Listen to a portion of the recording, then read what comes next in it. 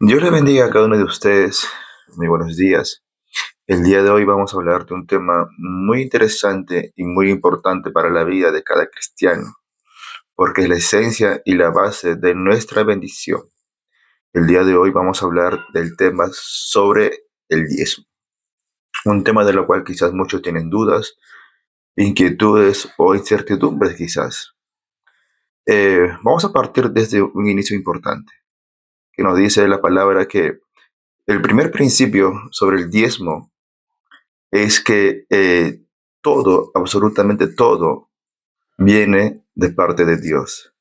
Y es reconocer esta esencia, que todo lo que nosotros tenemos viene y proviene de parte de Dios. En Salmos 24:1 nos dice, del Señor es la tierra y todo lo que en él hay, el mundo y cuanto lo habitan. Luego en Hechos 17:4 nos dice, el Dios que hizo el mundo y todas las cosas que en él hay, siendo el Señor del cielo y de la tierra.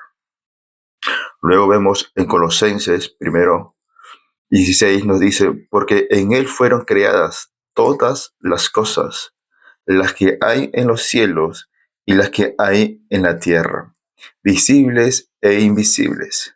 Todo fue creado por medio de él y para él. Entonces, entendemos y comprendemos algo, que todo, absolutamente todo, proviene de Dios, porque Él fue quien lo creó.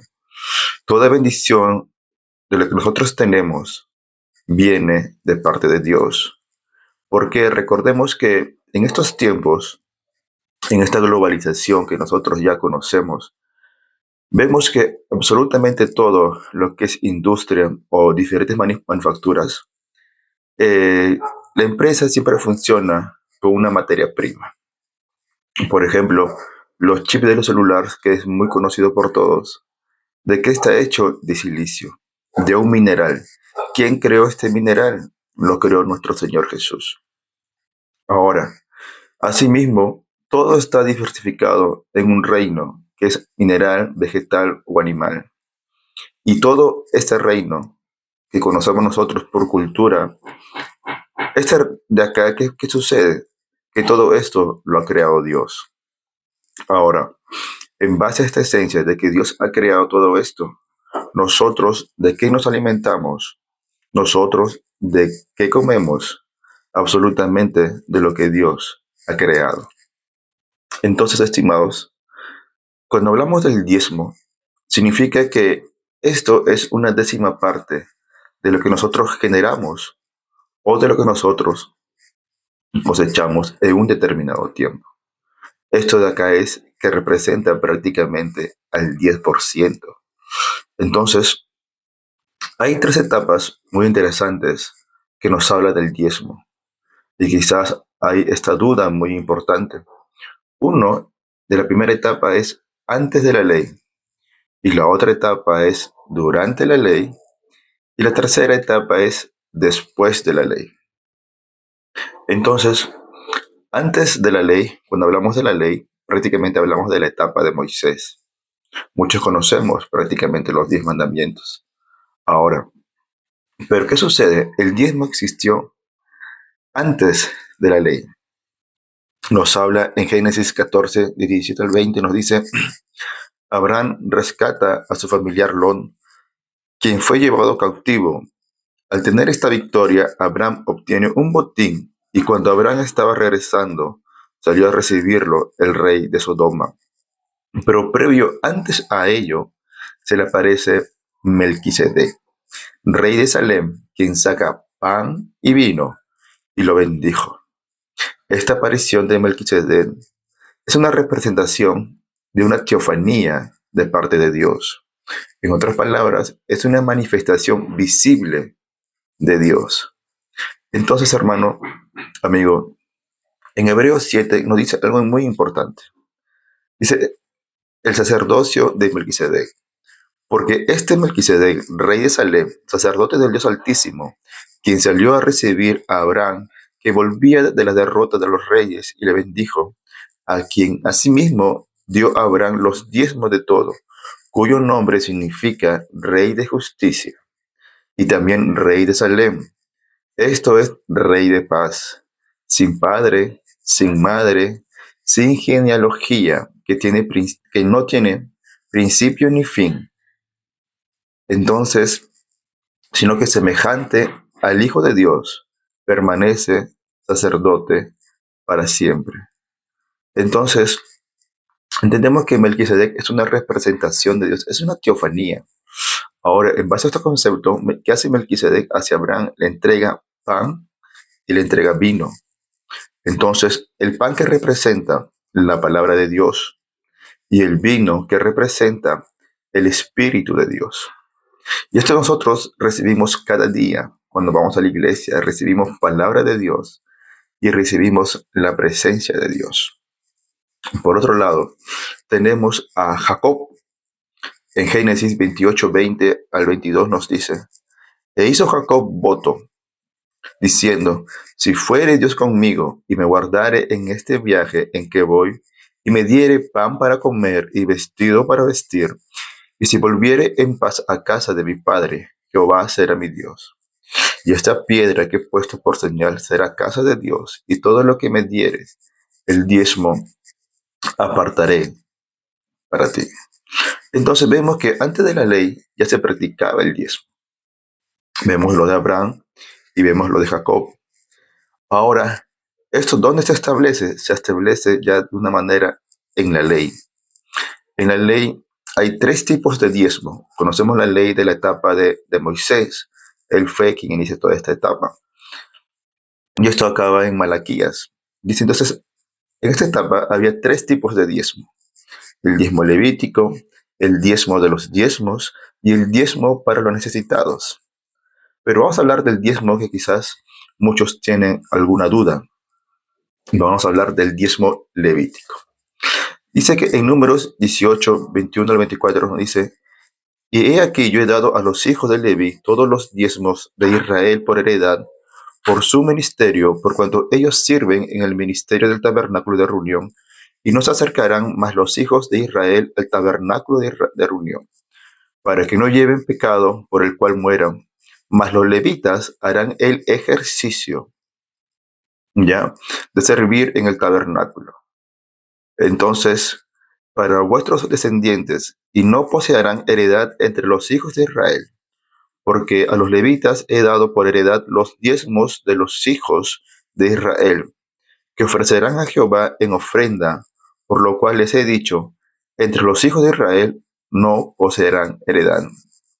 Nos habla que los levitas no iban a tener heredad, en otras palabras, que no iban a tener parte de la tierra.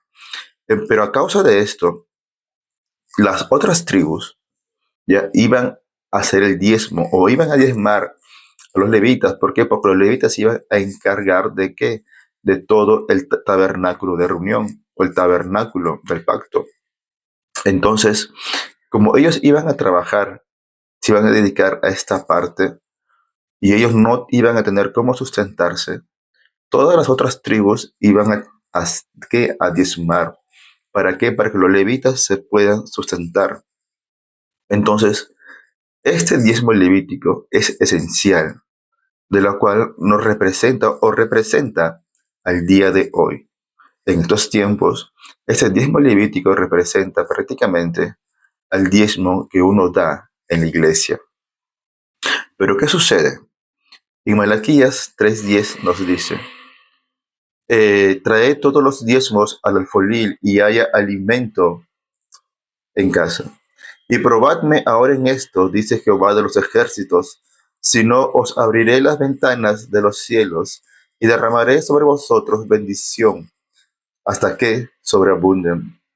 Cuando el pueblo de Dios dice que no estaba diezmando, les exhorta a que diezmen, porque el diezmo, amado amigo, es un acto de fe y es un acto de sujeción hacia Dios, donde el pueblo no estaba diezmando, ya, donde el pueblo no estaba diezmando, y Dios les exhorta, diezmen, entreguen todo lo que yo los estoy dando. ¿En qué sentido? En el 10%. De todo el 100% que Dios nos da, el 10% Dios lo está pidiendo. Y esto se forma o conoce prácticamente como el diezmo. El pueblo de Israel no lo estaba haciendo y por eso viene esta exhortación de parte de Dios. Pero Malaquías es el último libro de lo que es el Antiguo Testamento. Ahora, ¿qué se viene? Se viene el Nuevo Testamento, donde ya la ley prácticamente estaba a punto de desaparecer, cierta parte de la ley. Entonces, ¿qué sucede? Pero Jesús vino a engrandecer la ley. Ya que nos dice en Isaías 42:21, nos dice, Jehová se complació por amor de su justicia en magnificar la ley y engrandecerla. Recordemos que había tres tipos de leyes en el Antiguo Testamento: las leyes ceremoniales, las leyes civiles y las leyes morales. Al morir Jesús en la cruz, las leyes civiles y ceremoniales, algunas llegan a desaparecer. Recordemos que hay más de 603 leyes en el Antiguo Testamento. Pero ¿qué sucede? Pero la ley moral se engrandece. Por eso vemos en esa parte, en el Sermón del Monte, que nos dice, en Mateo 23:23 nos dice algo muy interesante. Hay de vosotros, escribas y fariseos, hipócritas, porque diezmáis la mente y el eneldo y el comino, y dejáis lo más importante de la ley, la justicia, la misericordia y la fe. Esto era necesario hacer sin dejar de hacer aquello. Jesús, en otras palabras, le dice a los fariseos que es necesario practicar el diezmo, ya, pero sin dejar de practicar la justicia, el amor y la fe. ¿Qué estaba sucediendo? Que los fariseos prácticamente no tenían amor, no tenían misericordia, pero ellos sí estaban diezmando. El diezmo, Jesús le dice que el diezmo es importante practicarlo, pero también es importante el amor, la justicia y la fe. Pero dentro de todo este contexto, ¿qué es lo que sucede? Si nosotros vamos a decir que la ley, que el diezmo desaparece en la ley, que no está en el Nuevo Testamento, pero y vamos a decir algo muy importante, que el diezmo fue un acto de bendición antes de la ley. Y en el Nuevo Testamento, Jesús les dice a los fariseos que es importante practicar el diezmo, pero la engrandece cuanto más que aumentándole amor, misericordia y fe. Eso es importante y esencial para estos tiempos. La misma palabra de Dios nos lo está diciendo. Pero recordemos también algo importante, que el diezmo existió antes de la ley. ¿Por qué? Porque es un acto de bendición y es un acto de fe y es reconocer que Dios nos ha dado todo. Como leímos al inicio, en el libro de Salmos, en el libro de Hechos y en el libro de Colosenses, entendemos que el diezmo es un acto de fe, de reconocer que de Dios proviene todo. Podemos decir muchas cosas cuando Jesús murió, la ley desapareció, pero vemos que Jesús vino a engrandecer la ley. Algunas leyes sí llegan a desaparecer, pero no todas. Las leyes morales se engrandecen.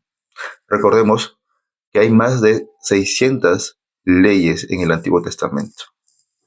Y eso es importante reconocerlo. Pero ahora la pregunta o la parte más esencial.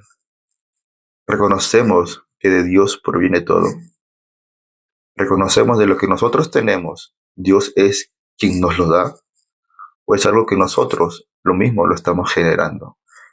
Porque si es prácticamente eso, es que damos a entender que nosotros lo conseguimos todo. Pero cuando nosotros diezmamos, reconocemos que Dios es quien nos bendice, que de Dios proviene todo. Porque el diezmo, amado amigo, es algo muy importante. ¿Por qué? Porque el diezmo, o prácticamente el dar a alguien quien no tiene, es entregar. Pero dar el diezmo a alguien que sí tiene, en otras palabras, de quien proviene todo, se llama honrar. Y el diezmo es una práctica, uno, de reconocer de que de Dios proviene todo, 2, de honrar a Dios. 3, tener fe en Él y reconocer que Él está con nosotros y de que Él siempre nos está bendiciendo. Dios les bendiga a cada uno de ustedes y nos estamos viendo próximamente.